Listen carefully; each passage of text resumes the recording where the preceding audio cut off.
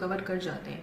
लेकिन critical illness को हम क्यों मायने देते हैं कि किसी को लिवर या हार्ट ट्रांसप्लांटेशन हुआ, then another 6 months he will be on total bed rest.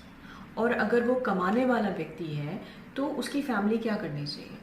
इसलिए हमें क्रिटिकल इलनेस का अमाउंट जो है हम इसीलिए बेनिफिशियरी होता है कि वो 6 महीने या 8 महीने जब तक वो बेड रेस्ट पे है उनकी फैमिली को सर्वाइव ना करना पड़े और इजीली उनका गुजारा हो जाए। ओके।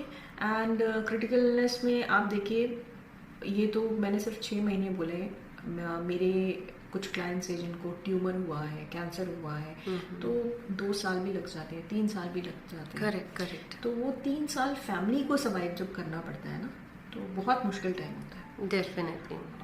तो इसलिए क्रिटिकल इलनेस का अमाउंट भी आपके एनुअल इनकम से 3 गुना या 4 गुना हमेशा आप सोच के लीजिए कि क्रिटिकल इलनेस अगर मेरा सालाना 2 लाख है तो इंटू 4 या 5 टाइम्स होना चाहिए। ओके। एंड दूसरा राइडर्स की बात करें तो राइडर्स ऐसे होता है कि अलग अलग कंट्री में अलग अलग तरीके से, फिर भी यूए के हिसाब से आपका टोटल या परमानेंट डिसेबिलिटी है जिसमें आपकी दोनों आंखों की रोशनी चली जाए या कानों का सुनना बंद हो जाए, दोनों, या पैरालाइज, बिल्कुल पैरालाइज, एंड ये सब टोटल या परमानेंट डिसेबिलिटी में आते हैं। उसमें कवर अप हो जाता है। फिर एक्सीडेंटल डेथ बेनिफिट है, डेथ बाय एनी केस है, एंड क्रिटिकल इलनेस में भी 2 पार्ट्स में है। 6 क्रिटिकल इलनेस भी है एंड 36 क्रिटिकल इलनेस भी है। And the most important thing is it is globally covered. Okay. आपने मान लीजिए आपने यहाँ से इंश्योरेंस लिया, लेकिन आप दुनिया के किसी भी कोने में अगर आपको ये डिडक्ट होता है कि you are going through any of the critical illness और severe things, then it is covered.